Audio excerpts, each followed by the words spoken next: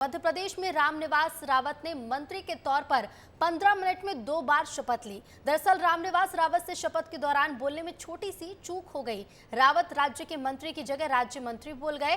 इसके बाद फिर से उन्हें कैबिनेट मंत्री की शपथ दिलाई गई।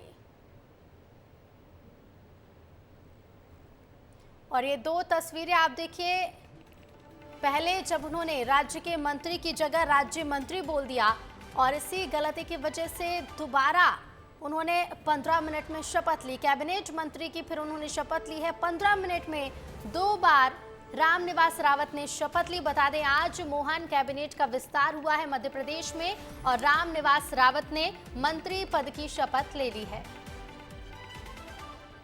ये 2 तस्वीरें आप देख सकते हैं, जब पहली बार उन्होंने शपथ ली और राज्य मंत्री की शपथ ले ली और फिर दूसरी बार 15 मिनट के अंदर उन्होंने कैबिनेट मंत्री की शपथ ली है। तो 15 मिनट में 2 बार रावत ने शपथ ली। आज मोहन कैबिनेट का विस्तार हुआ और रामनिवास रावत, जो कभी कांग्रेस सरकार में मंत्री हुआ करते थे, अब बीजेपी सरकार में मंत्री होंगे। रामनिवास रावत ईश्वर की शपथ लेता हूँ। मैं देने जा रहा भारत के संविधान के प्रति श्रद्धा और निष्ठा।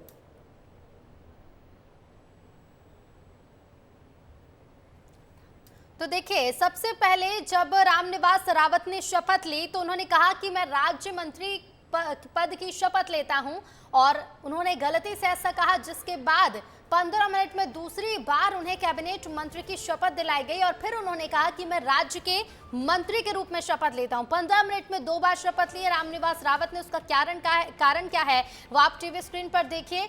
इन 2 तस्वीरों के जरिए सबसे पहले जब उन्होंने शपथ ली मंत्री पद की, तब उन्होंने कहा कि मैं राज्य मंत्री की शपथ लेता हूं और गलती से राज्य मंत्री बोले जाने के बाद 15 मिनट के अंदर उन्होंने दूसरी बार शपथ ली कैबिनेट मंत्री पद की। और चलिए, इसी पर और ज्यादा बातचीत के लिए सीधे रुख करेंगे। हमारे साथ editor in chief Brajesh Rajput ji जुड़ गए हैं। ब्रजेश जी, 2 तस्वीरें हम अपने दर्शकों को दिखा रहे हैं। 2 बार शपथ लिए रामनिवास रावत ने। पहले उन्होंने कहा मैं राज्य मंत्री पद की शपथ लेता हूं, लेकिन फिर स्थिति साफ है जब 15 मिनट बाद उन्होंने दूसरी बार शपथ ली। देखिए, ऐसा कभी होता नहीं है और ये बड़ी गफलत हुई जब शपथ ग्रहण हो रहा था। तो उनको जो राज्य के मंत्री की जगह उन्होंने राज्य मंत्री पढ़ दिया, तो बहुत ऐसा लगा कि उनको राज्य मंत्री बनाया गया है बजाय कैबिनेट मंत्री के, जबकि उम्मीद ये की गई थी कि उनको कैबिनेट मंत्री का पद दिया गया है। फिर थोड़ी देर बाद जो सरकारी अधिकारी हैं उन्होंने हम सब लोगों को ब्रीफ किया, मीडिया को ब्रीफ किया कि नहीं, वो उन्होंने कैबिनेट मंत्री के तौर पर ही शपथ ली है।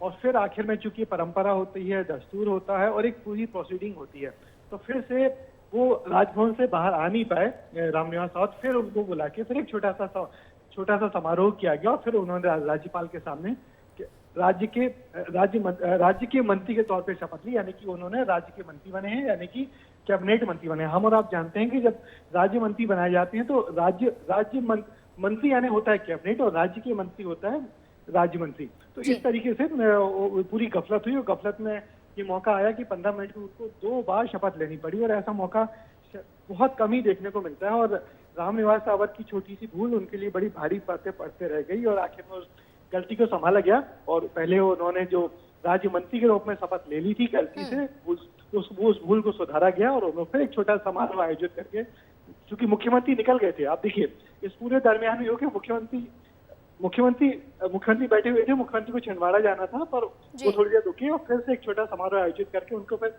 राज्य के मंत्री यानी कि कैबिनेट मंत्री के तौर पर शपथ दी। बिल्कुल। और ब्रजेश जी, अब इसी के साथ स्थिति भी साफ हो गई है कि रामनिवास रावत राज्य मंत्री नहीं बल्कि कैबिनेट के मंत्री बनाए गए हैं। फिलहाल शुक्रिया ब्रजेश जी आपका हमसे जुड़ने के लिए और तमाम बातचीत के लिए। और सीधे रुक करेंगे श्याम सिंह तोमर, हमारे ब्यूरो चीफ सीधे लाइव जुड़ रहे हैं। श्याम जी, अक्सर इस तरह की तस्वीरें कभी देखने को नहीं मिली हैं। लगभग अगर मैं कहूँ तो मैंने पहली बार ऐसा मामला देखा है जब किसी मंत्री ने 2 बार शपथ ली हो। कारण यह है कि पहले उन्होंने राज्य मंत्री कह दिया और उसके बाद राज्य के मंत्री के रूप में उन्हें शपथ दिलाई गई है। वाकई ऋतु, एक अलग तरह का इतिहास बन गया है। आज मध्य प्रदेश में 15 मिनट के दरमियान एक ही शख्सियत, एक ही चेहरा 2 बार शपथ लेता है, एक बार राज्य मंत्री के रूप में और एक बार राज्य के मंत्री के रूप में। ये गफलत थी या कुछ और था, ये तो लगातार हम अपडेट कर ही रहे हैं अपने दर्शकों को, लेकिन ये बड़ा रोचक भी रहा और इस पर लगातार बहस चल रही है, सवाल उठ रहे हैं। बड़ा सवाल ये भी है कि जब वो पिछली सरकार में कैबिनेट मंत्री थे तो इस बार कैसे वो राज्य मंत्री खुद को बोल गए, ये भी एक बड़ा सवाल है। हालांकि विस्तार न्यूज़ ने उनसे जब बात की तो उन्होंने स्पष्ट किया कि मुझसे त्रुटि हुई और उस त्रुटि का परिमार्जन यानी सुधार कर दिया गया है और मैं कैबिनेट मंत्री हूं और एक अच्छा प्रोफाइल मुझे मिलने वाला है, ये भी उन्होंने हमसे कहा। जी बिल्कुल श्याम जी, क्योंकि जिस वक्त रामनिवास रावत शपथ ले रहे थे उस समारोह में उन्होंने जब कहा कि राज्य मंत्री पद की शपथ लेता हूं तो सभी के मन में सवाल भी यही था कि उन्हें राज्य मंत्री बनाया गया है और इसके साथ ही सभी समझ भी रहे थे कि रामनिवास रावत को राज्य मंत्री बनाया गया। लेकिन उसके बाद जब 15 मिनट के अंदर उन्होंने दूसरी बार शपथ ली तब जाकर स्थिति अब साफ हुई है कि कैबिनेट में मंत्री बनाया गया है। वाकई अब जो है स्थिति बिल्कुल साफ हो गई और जैसे ही वो निकले और एक्सक्लूसिव इंटरव्यू जो विस्तार न्यूज़ ने ही किया और उनसे हमने पहला सवाल यही किया कि आप कैबिनेट मंत्री बने राज्य मंत्री बने, तो उन्होंने स्पष्ट किया कि मुझसे त्रुटि हुई थी भाई और उसको जो है परिमार्जित कर दिया गया, दोबारा मेरी शपथ हो गई है और मैं कैबिनेट मंत्री के रूप में ही अपने क्षेत्र की जनता की सेवा करूंगा, उनके जो सपने हैं उनको पूरा करूंगा, जो तमाम विकास के प्रोजेक्ट हैं उनको करूंगा, सड़कें बनवाऊंगा, मेडिकल कॉलेज खुलवाऊंगा, साथ साथ में जो है बड़ा क्षेत्र है कृषि का उस पर भी फोकस करूंगा। बिल्कुल बिल्कुल श्याम जी, शुक्रिया फिलहाल आपका तमाम जानकारी के लिए। तो देखिए रामनिवास रावत जिन्होंने 15 मिनट में दूसरी बार शपथ ली और दोबारा शपथ लेने पर मंत्री रामनिवास रावत का क्या कहना है वो भी आपको सुनवा देते हैं। मंत्री के रूप में रहूंगा तो राज्य मंत्री ने कहा राज्य के मंत्री कैबिनेट मंत्री के रूप में रहूंगा तो राज्य मंत्री ने कहा राज्य के मंत्री कैबिनेट मंत्री के रूप में रहूंगा तो राज्य मंत्री ने कहा राज्य के मंत्री कैबिनेट मंत्री के रूप में रहूंगा। तो रामनिवास रावत के मंत्री बनने के बाद मुख्यमंत्री डॉक्टर मोहन यादव ने उन्हें बधाई दी और कहा कि उन्हें रावत के मंत्री बनने का लाभ मध्य प्रदेश और ग्वालियर चंबल की जनता को मिलेगा। सीएम ने कहा कि कैबिनेट मंत्री होने के नाते उनका अनुभव पूरे कैबिनेट को मिलेगा। हमारे वरिष्ठ नेता रामनिवास रावत जी ने आज शपथ ली है, मेरी अपनी ओर से बधाई। मैं समझ सकता हूं कि पूरे प्रदेश को खास करके हमारे चंबल अंचल में उनकी अपनी गहरी पकड़ भी है और वो क्षेत्र ऐसा आता है जहाँ विकास की बहुत संभावना है। मध्य प्रदेश सरकार उनकी भावना के अनुसार लगातार अच्छे से अच्छा काम करेगी और प्रदेश की सेवा करेगी। तो रामनिवास रावत के शपथ ग्रहण में शामिल होने के लिए मुरैना की मेयर शारदा सोलंकी भी पहुंची। शारदा सोलंकी बेहद खुश हैं कि उनके क्षेत्र से मंत्री बना दिया गया है। उन्होंने विस्तार न्यूज से खास बातचीत की, क्या कुछ कहा है सुनवाते हैं आपको। रामनिवास रावत के साथ बड़ी संख्या में उनके क्षेत्र से भी लोग आए हैं, उनके समर्थक आए हैं और वो नेता भी आए हैं जो कांग्रेस छोड़कर बीजेपी में आए थे। वही नेता हमारे साथ में है, कांग्रेस छोड़कर आए थे, महापौर हैं वहाँ की मुरैना की, वो भी हमारे साथ में, हम उनसे बात करेंगे। महापौर जी, आप बताइए कि क्या बड़े उत्साह के साथ आप लोग आए हैं, कथा चल रही थी, भागवत चल रही थी, उसके साथ साथ में कार्यकर्ता है, अब क्षेत्र के लिए आपको क्या चाहिए? अपने क्षेत्र के लिए? क्षेत्र के लिए हमें विकास चाहिए। किस तरह का विकास चाहिए? वहाँ क्या समस्याएं, रोजगार नहीं है या क्या स्थिति क्या है? रोजगार नहीं है वहाँ पे और हमारे जो भी आदिवासी क्षेत्र, बहुमल क्षेत्र, एससी है, एसटी है, हमारे सारे बहुमल क्षेत्र हैं, वहाँ विकास के लिए वाहन की ज़रूरत है हमारे और नौजवानों को नौकरी चाहिए और हमारे बेरोजगार फिर रहे हैं उनको थोड़ा रोजगार चाहिए। ये तमाम जो क्षेत्र से लोग आए हैं इसी अपेक्षा के साथ में आए हैं कि अब नेताजी मंत्री हो गए हैं, मंत्री होने के बाद में उनके क्षेत्र में चहुओर विकास की खेती लहलाएगी। श्याम सिंह तोमर, कैमरा पर्सन राजा राम के साथ, विस्तार न्यूज के लिए राजभवन से। और चलिए आगे बढ़ेंगे, बात करेंगे नीट यूजी की, क्योंकि विवादों में घिरी नीट यूजी से जुड़ी याचिकाओं पर सुप्रीम कोर्ट में आज सुनवाई हो रही है। सुप्रीम कोर्ट में कुल 38 याचिकाओं पर सुनवाई जारी है। इन याचिकाओं में मई में हुई परीक्षा में गड़बड़ी के आरोप वाली और परीक्षा फिर से कराने के निर्देश देने वाली मांग की याचिकाएं शामिल की गई हैं। तो देखिए, नीट यूजी से जुड़ी याचिकाओं पर सुनवाई चल रही है सुप्रीम कोर्ट में। दोबारा परीक्षा कराने की मांग भी उठी है और इसके साथ साथ गड़बड़ी को लेकर करीब 38 याचिकाएं लगाई गई जिन पर आज सुनवाई चल रही है। सीधे रुख करेंगे दिल्ली से, हमारे साथ संवाददाता अमृत तिवारी लाइव जुड़ गए हैं। अमृत, दोबारा एग्जाम कराने की मांग उठाई गई है, गड़बड़ी को लेकर कुल 38 याचिकाएं लगी हैं जिन पर सुनवाई जारी है।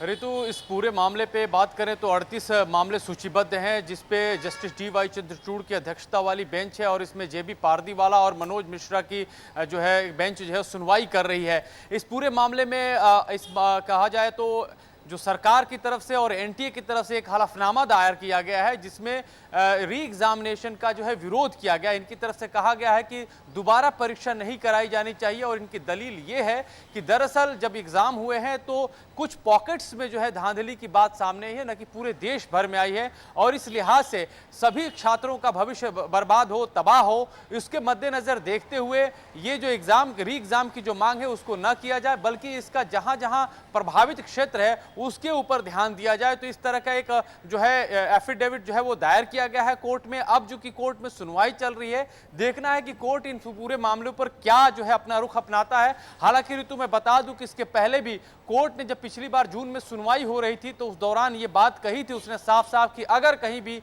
0.001% भी कहीं गड़बड़ी की बात आती है तो समूचे परीक्षा प्रणाली पर सवाल उठाया जाएगा और पूरे छात्रों के भविष्य से खिलवाड़ माना जाएगा। अब जबकि इस पूरे मामले में जबकि गुजरात से लेकर बिहार और राजस्थान तक कनेक्शन की बात सामने आ रही है, तब यह मामला और ज्यादा गंभीर हो जा रहा है और कोर्ट भी इस पूरे मामले में हर पक्ष को सुनना चाहता है। और जो ताजा जानकारी मिली है कि गुजरात से ही तकरीबन 56 विद्यार्थियों की एक याचिका जो है सुप्रीम कोर्ट में दाखिल की गई है। हो सकता है कि कोर्ट इसके ऊपर भी अपना जो है ध्यान दे और इसके ऊपर भी जो है इसकी याचिका पर जो है गौर फरमाए।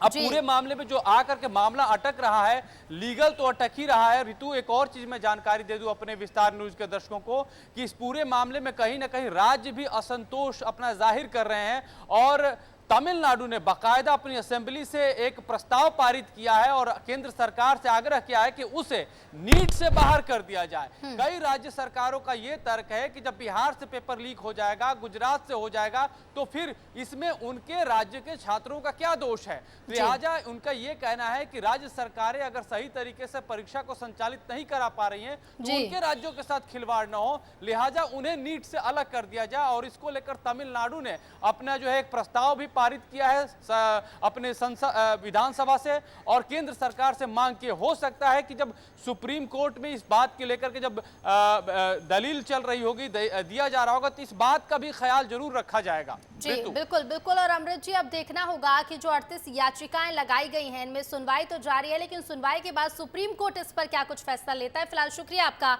तमाम जानकारी के लिए। ट्रेनों के रद्द होने का सिलसिला लगातार जारी है। 12 से 16 जुलाई तक कई ट्रेनें रद्द रहेंगी। छत्तीसगढ़ में ऑटो सिग्नल के काम की वजह से ट्रेनें प्रभावित होंगी। 8 एक्सप्रेस ट्रेन तो वहीं 13 पैसेंजर ट्रेन रद्द रहेंगी। तो छत्तीसगढ़ में यात्रा करने वाले यात्रियों के लिए ये खबर बेहद काम की है, आपके काम की खबर है। 12 से 16 जुलाई तक कई ट्रेनें रद्द रहने वाली हैं। इसमें 8 एक्सप्रेस ट्रेन है और 13 पैसेंजर ट्रेन है जो रद्द रहेंगी। तो एक बार फिर से छत्तीसगढ़ के रेल यात्रियों के लिए ये जरूरी खबर। और सीधे रुक करेंगे संवाददाता रोहित मिश्रा हमारे साथ रायपुर से सीधे लाइव जुड़ रहे हैं। रोहित, लगातार हम देख रहे हैं छत्तीसगढ़ खासकर बिलासपुर से कई ट्रेनें रद्द हो रही हैं और एक बार फिर से इसी कड़ी में ये फैसला सामने आया है। बिल्कुल, देखिए दक्षिण पूर्व मध्य रेलवे एक बड़ा रेल लाइन है और देश के मध्य में होने की वजह से कई राज्यों के लिए ट्रेन यहां से रवाना होती है। लेकिन इस बीच बड़ी खबर यह है कि अकलतरा नैला जो स्टेशन है उसमें ऑटो सिग्नलिंग का काम किया जाना है और ये काम जो है 12 तारीख से लेकर 16 तारीख के बीच चलेगा, जिसके कारण उस लाइन से गुजरने वाली ट्रेनों को जो है फिलहाल प्रभावित किया गया है। एक्सप्रेस और लोकल ट्रेनें हैं जिन्हें प्रभावित किया गया है और कुछ बड़े रूट की ट्रेनें भी हैं, जैसे कि टाटा नगर के लिए ट्रेन है, गोदिया झारसुगड़ा के लिए ट्रेन है। इसके सहित ही कई ऐसी ट्रेनें जो प्रभावित रहती हुई नजर आने वाली हैं। पैसेंजर ट्रेनों को भी प्रभावित किया गया है, जो कोरबा से लेकर इधर रायपुर या फिर गोंदिया तरफ जाती है, वो तमाम ट्रेनों को प्रभावित किया गया है। तो निश्चित तौर पर इससे यात्रियों को कहीं ना कहीं परेशानी होगी। वहीं रेलवे विभाग का दावा है कि लगातार इस पर काम किए जा रहे हैं ताकि छत्तीसगढ़ की रेल लाइन को बेहतर बनाया जा सके। और उप मुख्यमंत्री अरुण साव ने भी अभी हाल ही में रेल मंत्री अश्विनी वैष्णव से मुलाकात की थी। उस दौरान उन्होंने कहा था कि छत्तीसगढ़ में जो देश के तुलना पे रेल कनेक्टिविटी कहीं ना कहीं कम है और उसी रेल कनेक्टिविटी को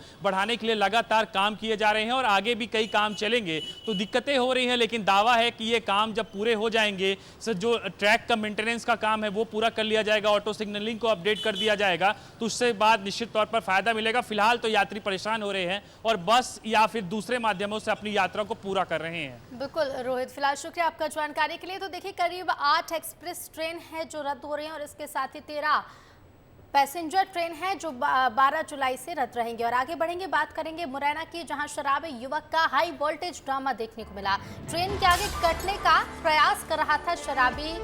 तो बता दें, स्टेशन पर मौजूद लोगों ने युवक को साइड किया। रेलवे स्टेशन के प्लेटफॉर्म नंबर 2 पर यह हंगामा हुआ है।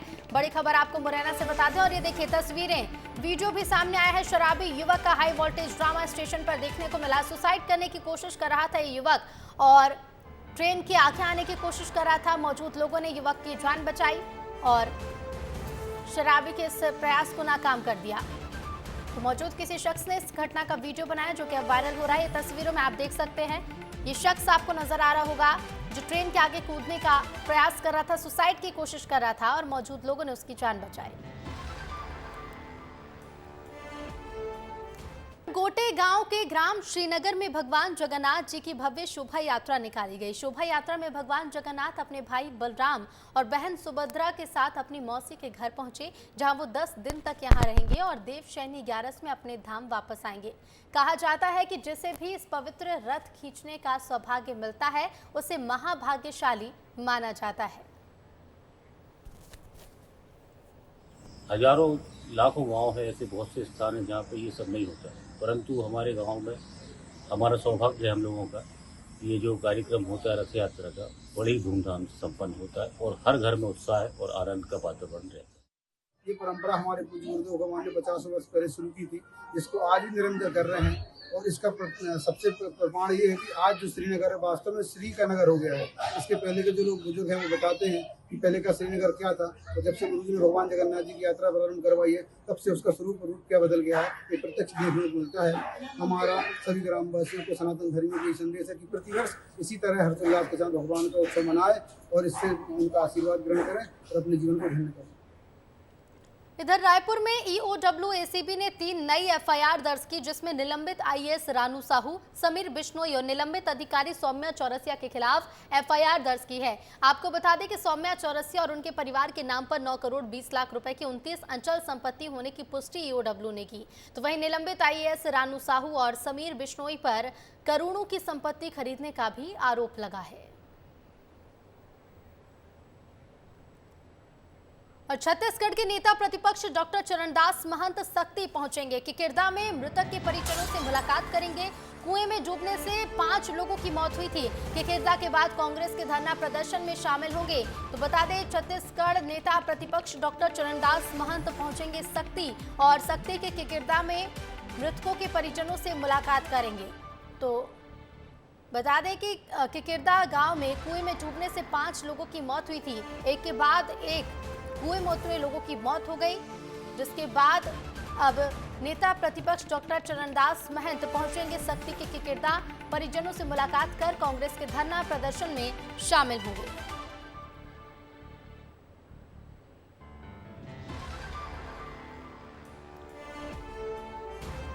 तो किकिरदा के बाद कांग्रेस के धरना प्रदर्शन में शामिल होंगे डॉक्टर चरणदास महंत और परिजनों से मुलाकात करेंगे। तो किकिरदा में एक दूसरे को बचाने के लिए एक के बाद एक कुएं में उतरे 5 लोगों की मौत हुई थी।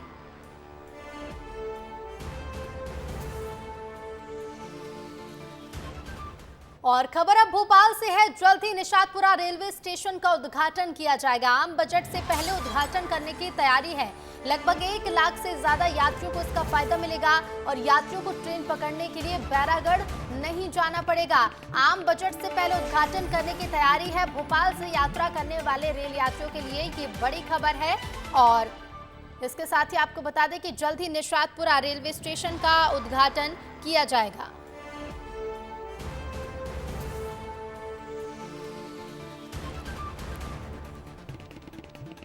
तो आम बजट से पहले रेलवे स्टेशन के उद्घाटन की तैयारी है।